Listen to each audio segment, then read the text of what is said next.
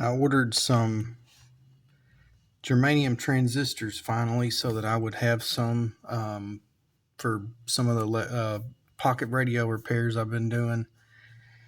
And I was looking on YouTube hoping that there would be some videos about these um,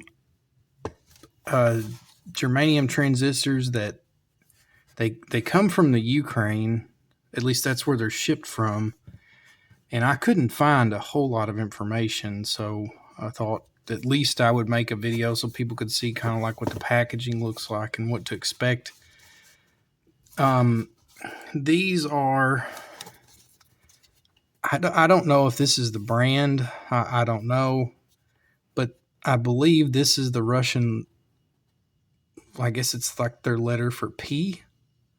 So these are P416s, and you can, if you Google, you'll find that data sheet. I haven't found one in English. It's in Russian.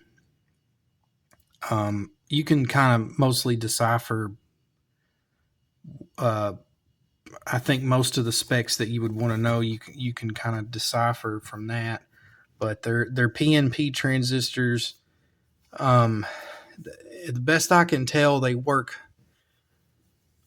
I think they work okay, maybe to about 40 megahertz. So they might not be good for like an FM preamp, but they would probably do okay for AM stuff, which is most of what I have. And again, I figured just getting some transistors to have it would be better than nothing. These were $20 for 100, and then I think the shipping was $10. I don't know what year these were made. I'm guessing this is kind of like some Soviet stuff from the Soviet era. I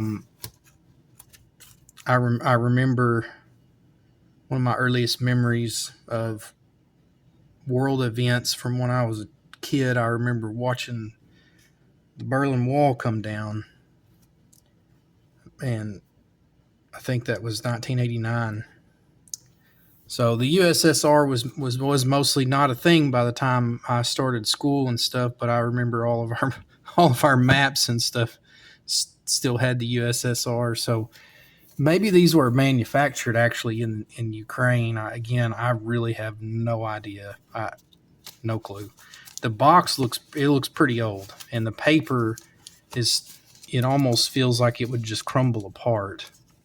This side they never broke the seal on it, but this side they had put like a little white label to hold it down that looked modern. I guess somebody had looked inside to make sure they were there or something before they packaged it and shipped it out. I don't know what that says. The packaging was okay. I mean, it come in this bag. It almost looked like some type of a grocery bag or something. I don't know. And then that was in an envelope, like a vinyl, thin envelope. I mean, it was packaged okay. It wasn't super great, but I don't like paying a lot for shipping. I don't mind if my box gets a dent or something. It wouldn't really bother me.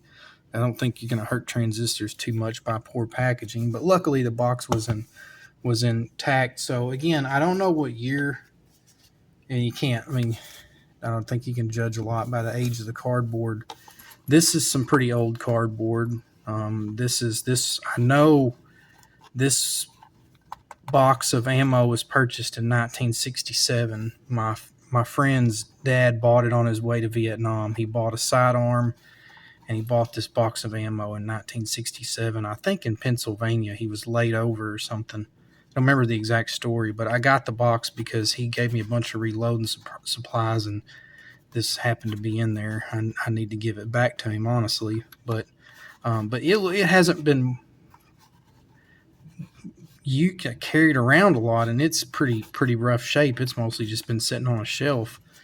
And this looks a little better than that, but the age of them feels kind of the same. So maybe these were made in the 70s. I guess without further ado, so this is how they come packaged. There's 50 here, and then if you lift this up, I may regret this. There's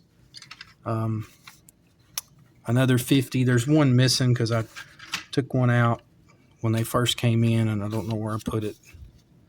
So I think I'll actually they had one that was laying loose, and so maybe they tested these. That's probably what they did, because it wasn't even in the, I didn't even have to take this out to get to that one. So it's odd that they used to package transistors like this. I mean, now they come in reels, so you can see stuff like this anymore. And I tested one. I don't remember exactly what the beta was. I think it was pretty high. Well, high for what I would think a germanium would be. I want to say it was around 50 maybe. Okay, that's not a resistor, buddy. Did I get two legs in the same hole maybe?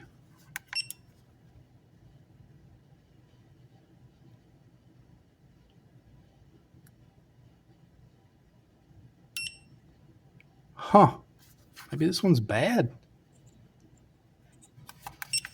Oops. Well, as I know that it wouldn't make any difference where I put it, but the other one I tested okay, so yeah, they're in different holes. Okay, that one, there we go. HFE is 33, 180 millivolts on the breakdown, which is nice and low. So, I mean, I have every and the leakage. Well, I guess that's not leakage. Is that base to collector or base to emitter current? I forget what that means. But I think that's how much current at this much voltage. So that one seems okay. And like I said, I tested another one, and I guess we could test one more. And somebody might be concerned about the consistency of these. I mean, not really. One of the only things that kind of bugs me is I now I have the PNPs, but I don't have an NPN. So if I needed to replace like a push-pull audio pair, you'd have to go get some, and not having the complements of them, that's kind of a pain, because it would be really hard to get a pair that matched nice unless they were the same model, at least I would think. But oh, really? I think I put it in the wrong hole again.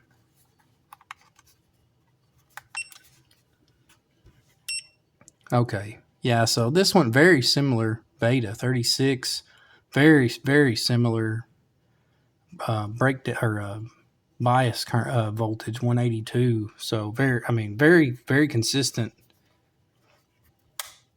I don't think there's any markings. Well, I don't see a marking that shows you where the base is. Maybe I see some letters on there. I have no idea how to tell which one's the base, honestly. Would just have to use a multimeter or your component tester, because I've never replaced one of these, have very little experience with them, so that I mean, honestly, probably maybe there's a marking, I don't know. But just to compare that consistency, I guess, I mean, this isn't really a very good compare. This is a 3906, so it's a PNP also. These you can, it's comes from a real, and I don't remember what brand they are, but I think they're a reputable brand. I mean, they're like NTE or something. I don't know. So yeah, beta 247. which is about what you would expect. So that's the thing about these silicons versus everybody talks about the bias volt. I'm going to test one more. We'll just see how consistent these are.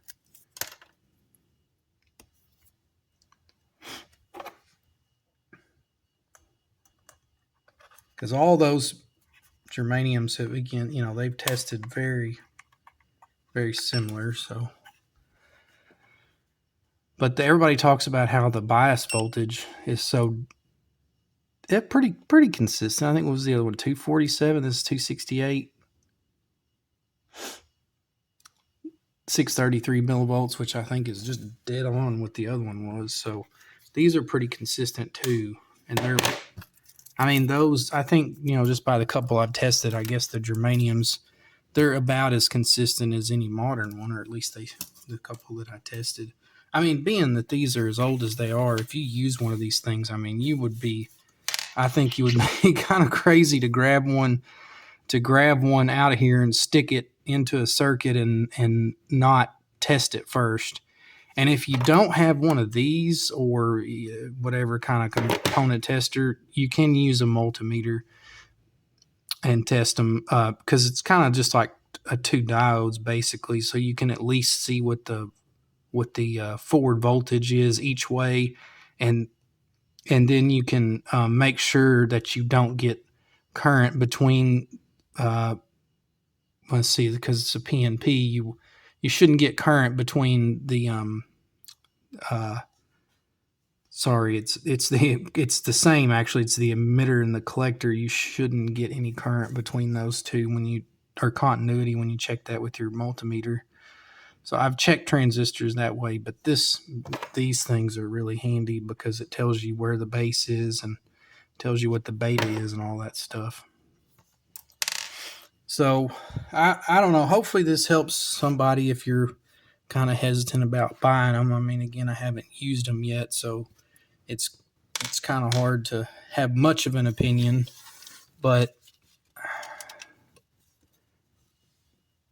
kind of wish I knew what that said.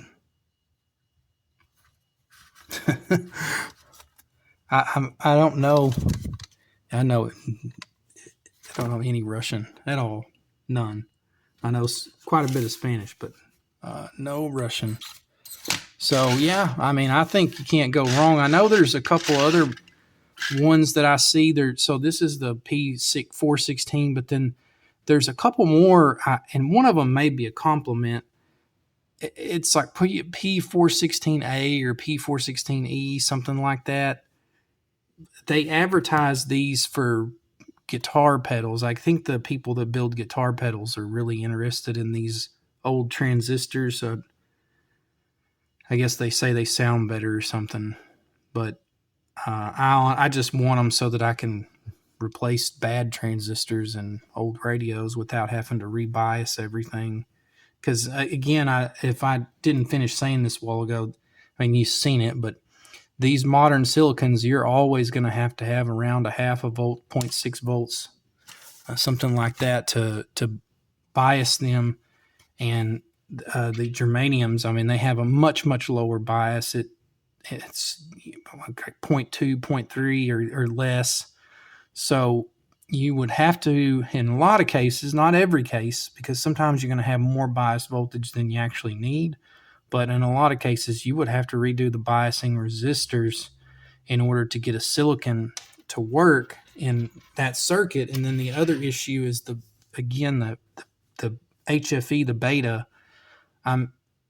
The silicon ones, you could find silicon ones that are lower than these 3906s, I'm sure, but it's not uncommon for even the lowest silicons I think I've ever seen would have betas of like 100 or maybe 75, but really, honestly, 200 to 300 is not uncommon.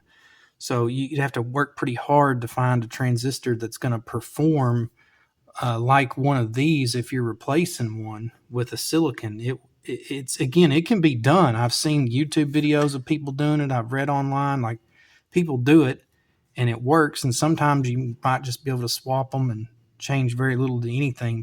But my strategy until I get a little bit more experienced, at least, is to just not not have to swap one with a silicon, because that's going to be the path of least resistance, no pun intended. So, all right, well, we'll check back whenever I have an update on these, and maybe can tell you a little bit more about how they work, or if I've used one in a circuit or something like that. But until then, happy electronics, and breathe some solder smoke.